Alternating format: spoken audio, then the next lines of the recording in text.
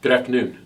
My name is Dr. Jim Cahalin, and I am a pediatrician who works in the emergency department for Cardinal Glennon Children's Hospital. Mr. Mulligan, Mr. Lloyd, and Mr. Davis have asked me to speak about the coronavirus infection that is spreading around the world. And so when I spoke with them, I wanted to basically answer three separate questions. The first is, what is happening around us? So we have a new virus, what is also medically speaking called a novel virus, which means it's a new virus, and it is causing infection or a disease that is called COVID-19. The COVID stands for, or the CO stands for corona, the VI stands for virus, and the D stands for disease. The 19 comes from the fact that it was first discovered in a city in China called Wuhan, China, in December of 2019. So this disease began, or usually infects animals, and it mutated or changed so it infects humans now. And that again happened in China in December of 2019. So that brings us to today, where we now have what is called a pandemic. And a pandemic means a global outbreak of a disease. The World Health Organization just declared this a pandemic 2 days ago on March 11th. Over 100 countries in the world have been affected, including the United States. As of about 11:30 this morning, the last time I checked, there were 1,629 cases in the United States, and they are testing more and more every single day. So the second reason that we wanted to discuss is, why should we take this seriously? Number one, because we know it's going to increase in the United States. It's increasing on a daily basis, and it's increasing on a weekly basis. Now, we do know in China that after about 3 months of infection, that it looks like the new cases are starting to decrease. They've been decreasing for the past week or two. So we think it's probably about 3 months where we'll see a big spread, but we're not certain.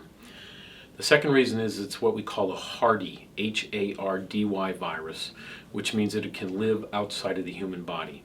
So if you cough or sneeze this virus, if you have it in your nose or your mouth, it can live for about 4 hours in the air. It can live up to 24 hours on cardboard, and it can actually live 2 to 3 days on stainless steel or plastic surfaces. So if you turn on TV or you're looking on your computer and you see people in gowns and hats and face masks cleaning, they are disinfecting because the virus can live on those surfaces for a few days, and they're using a lot of strong bleach to actually kill the virus. The third reason that we take it seriously is because there's no treatment right now. It is a new, or again, a novel virus, and because of that, there are no antibiotics that work against it.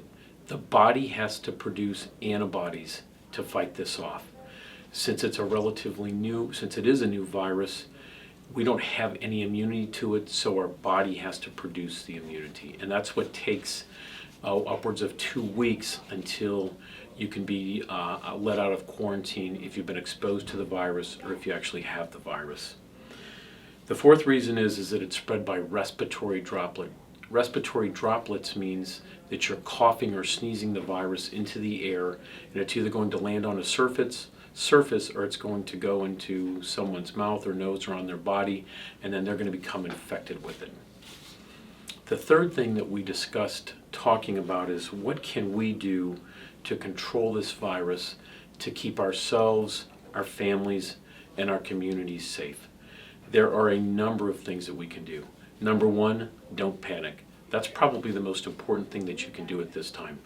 We know it is going to increase. There is no doubt about that. And we know it's going to get worse in the United States before it gets better.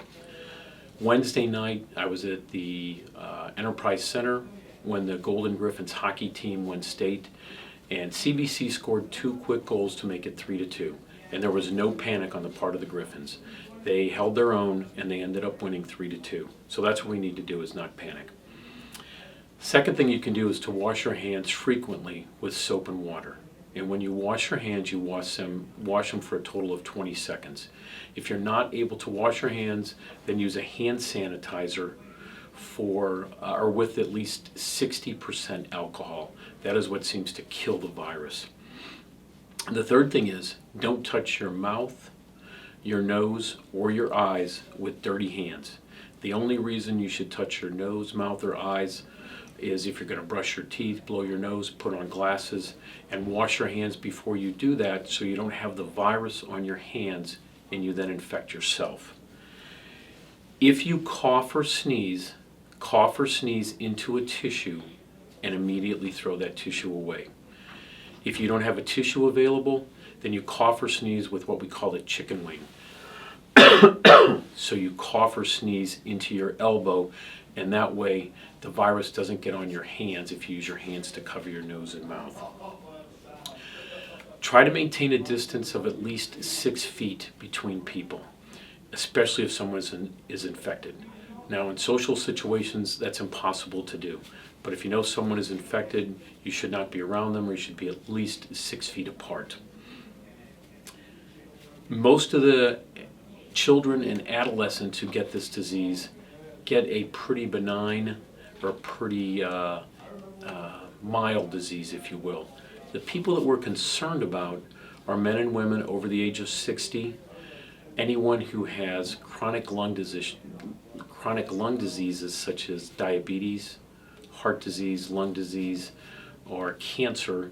Anyone who's immunocompromised, doesn't have a functioning or good immune system, they're prone to get a more serious type of the infection.